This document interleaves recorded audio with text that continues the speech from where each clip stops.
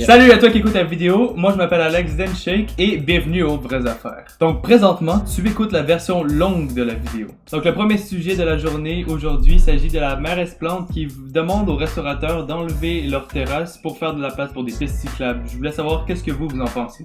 Merci Alex. Donc dans le fond, la mairesse Plante, ce qu'on sait qu'elle veut faire, c'est pour relancer l'économie. Elle veut essayer de changer la ville de Montréal à l'approche de la fin de son mandat. Donc, ce qu'elle veut faire, c'est essayer de changer le plus la ville pour que les gens, lors des élections, puissent se dire que la mairesse Plante, elle a amélioré la ville de Montréal. La rue Saint-Denis, c'est une rue qui a pas mal de problèmes depuis pas mal de temps aussi. Dans le fond, il y a tout le temps de la construction. Saint-Denis, Saint-Laurent. Je ne sais pas si vous êtes déjà passé par là, c'est dans Montréal. Puis, c'est des rues qui sont normalement commerciales. Puis, ce que la mairesse Plante essaie de faire, dans le fond, c'est de rendre la ville plus piétonnière au lieu d'utiliser des véhicules motorisés pour se déplacer dans la ville.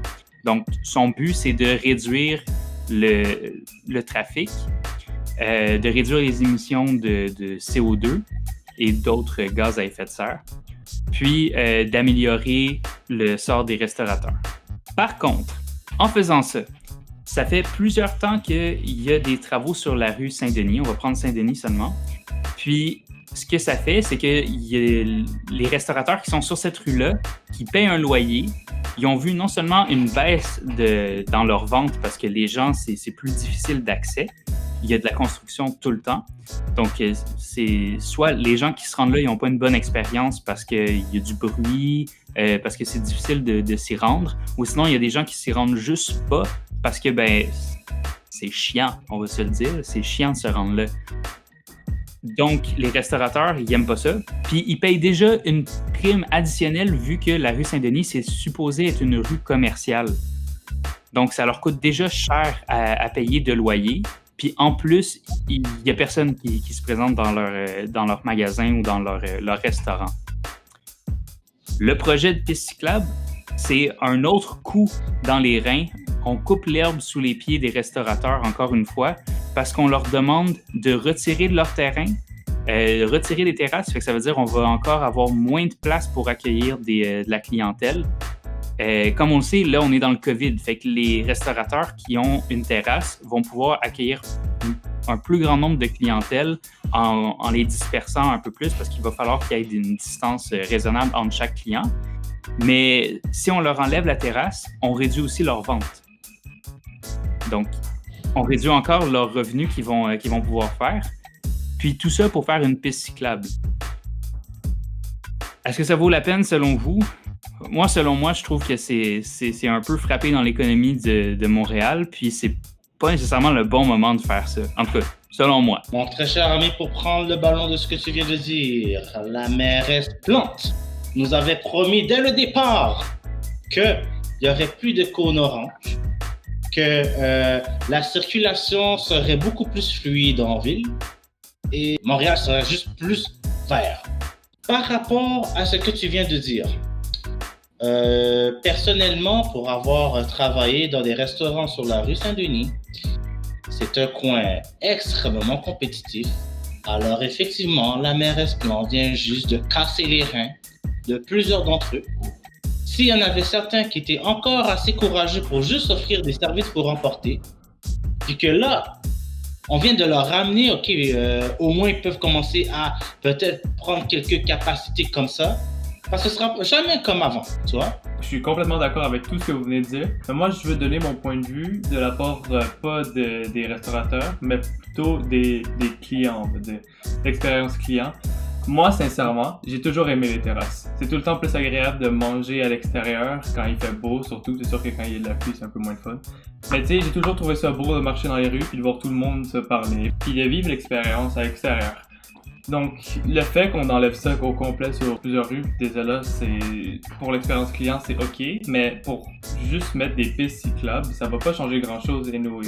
Parce que oui, il y a plus de monde qui vont faire du vélo, mais je pense pas nécessairement que c'est vraiment ça qui dérangeait les gens sur Saint-Denis.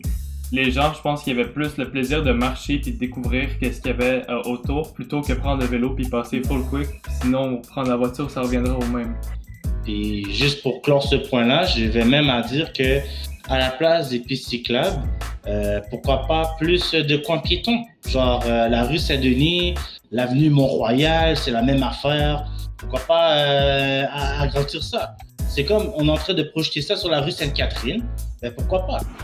Parfait. Donc, merci pour vos opinions. Ils étaient toutes très intéressants, malgré le fait qu'on était tous d'accord sur la même chose. Et pour la suite, pour le prochain sujet, je vais passer la balle à Carl. Merci beaucoup, Alex. Donc, mesdames et messieurs, l'heure est grave. Car voyez-vous, par rapport aux maisons, d'ici 2023, selon un article de Finance et Financement, les maisons vont augmenter considérablement. Pour vous faire une petite image de ça, c'est admettons que vous aviez une maison qui coûtait 300 000. Vous avez vraiment envie de l'acheter. On parle de là maintenant de nos jours. En 2021, cette même maison va valoir entre 310 000 et 320 000. Et à la fin de 2022, ça va valoir entre 320 000 et 330 000. Ben, moi, ce que je me demande, en fait, c'est plus l'impact que ça va avoir sur les nouveaux acheteurs. Il y a beaucoup de jeunes personnes qui, mettons, des nouvelles familles, des jeunes familles, qui décident de passer d'un condo ou un appartement à une maison. Que ce soit un duplex, triplex, quoi que ce soit, là, mais en tout cas, qui essaient d'avoir leur propre bâtisse. Je sais pas qu'est-ce que ça va avoir l'air, parce que c'est ça. D'un côté, tu as la SCHL.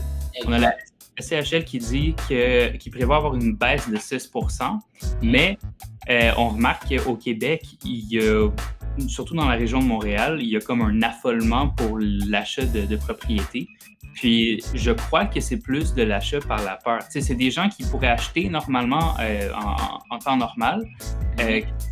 Ils repoussaient un peu, mais que là, ils se sont dit, vu que les prix vont probablement augmenter, on est mieux d'acheter tout de suite, puis de faire une offre, puis quitte à ce que ça prenne la valeur dans plusieurs années.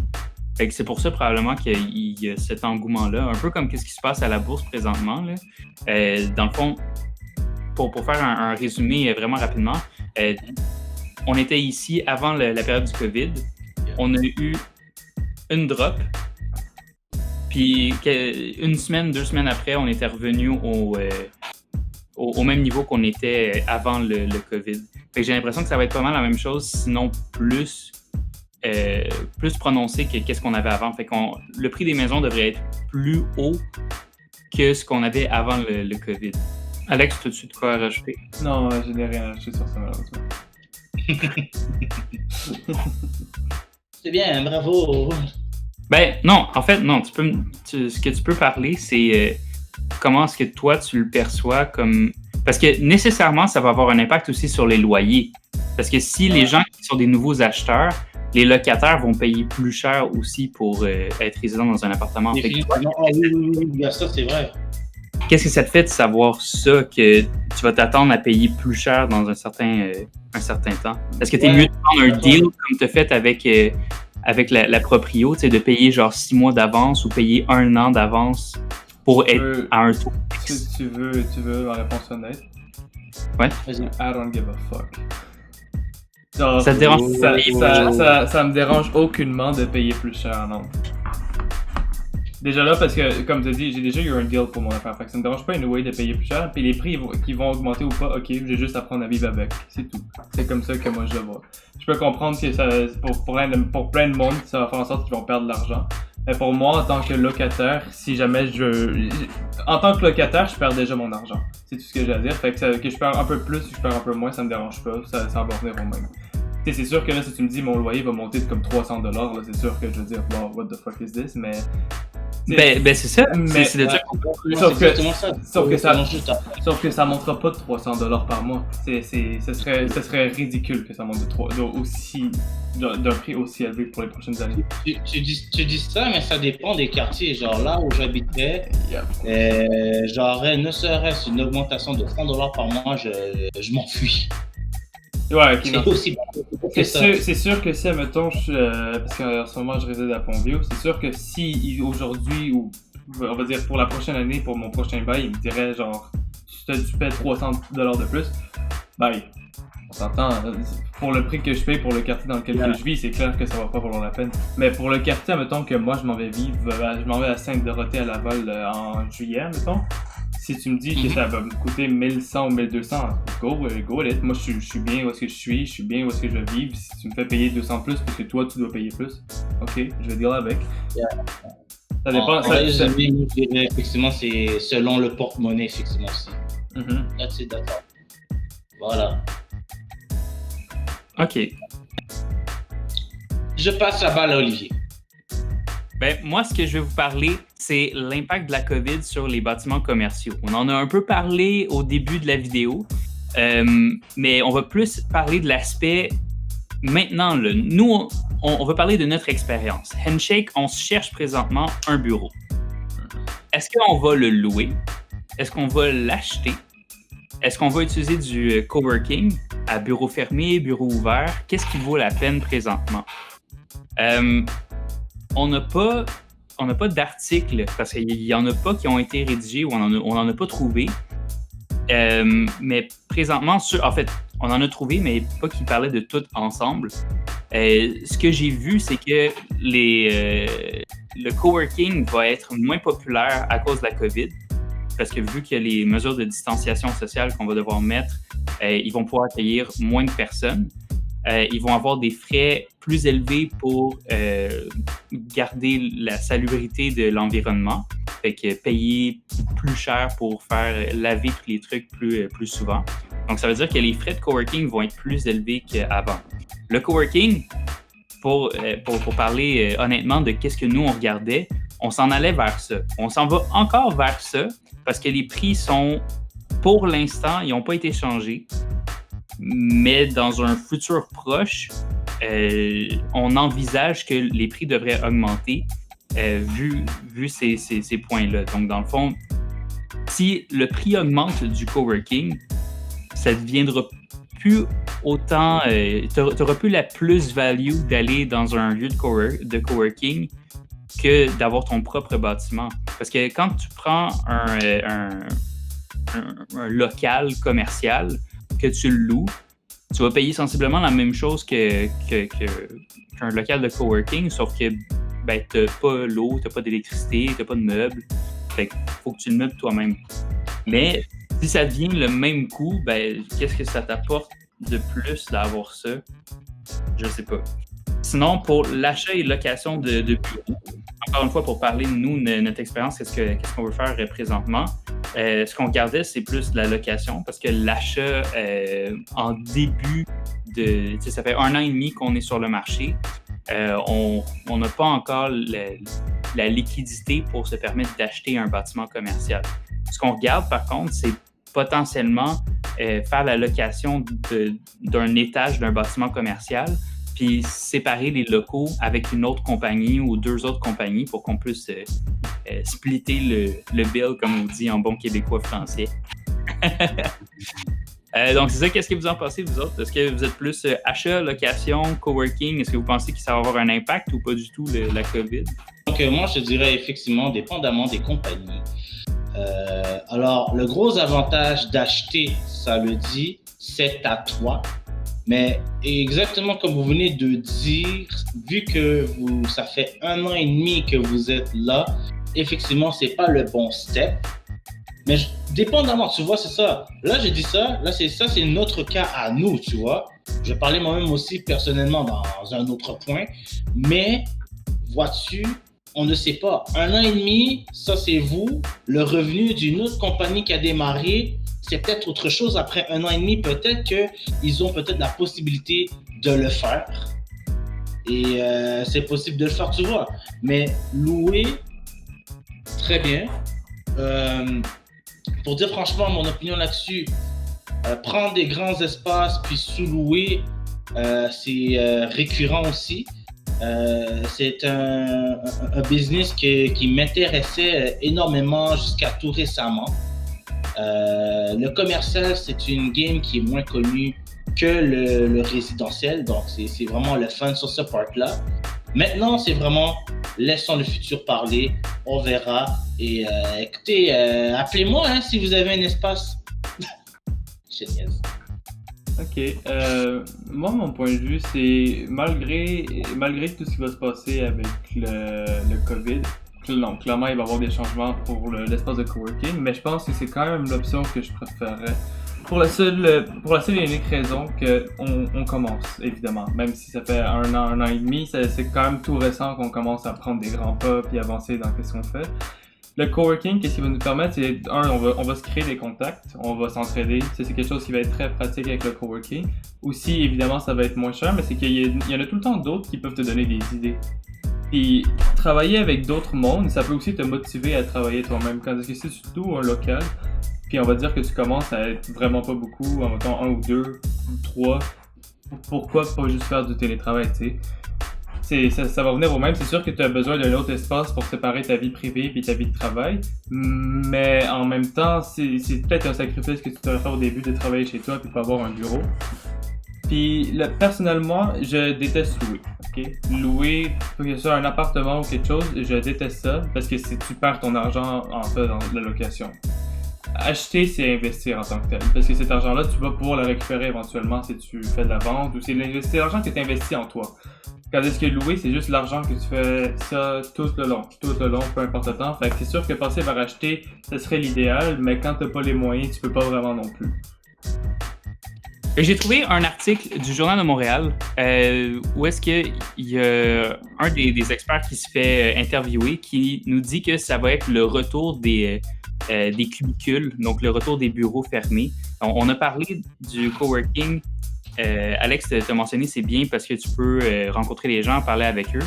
Mais si dans les espaces coworking sont obligés de fermer chaque cubicule, la communication risque d'être moins grande à ce moment-là avec eux que si c'était... Parce que ce ne sera plus le coworking que c'était. Là. Le coworking, s'il y a des gens qui ne savent pas ce que c'est ou ce que c'était, il y avait un espace qui était... il y a des images qui vont s'afficher à l'écran. Là. Il y a des séries de bureaux qui sont toutes à air ouverte. Puis, c'est plein de personnes qui travaillent pour des compagnies différentes qui travaillent là en même temps. Donc, comme Alex disait, ces gens-là, ils peuvent contribuer, s'aider chacun d'eux ou juste travailler chacun de leur bord. Ça ne change absolument rien. Mais c'est juste pour avoir un local de travail pour eux, à la place de travailler de la maison, parce qu'il y en a qui ne sont pas capables de travailler de la maison, il faut se le dire. Là. Travailler de la maison, c'est bien, ça réduit les coûts.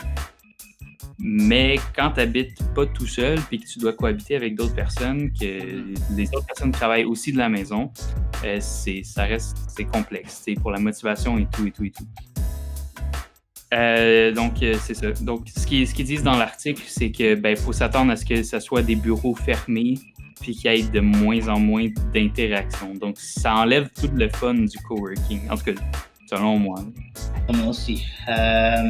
Juste vraiment clore ce point-là, tu m'as trotté vraiment dans la tête.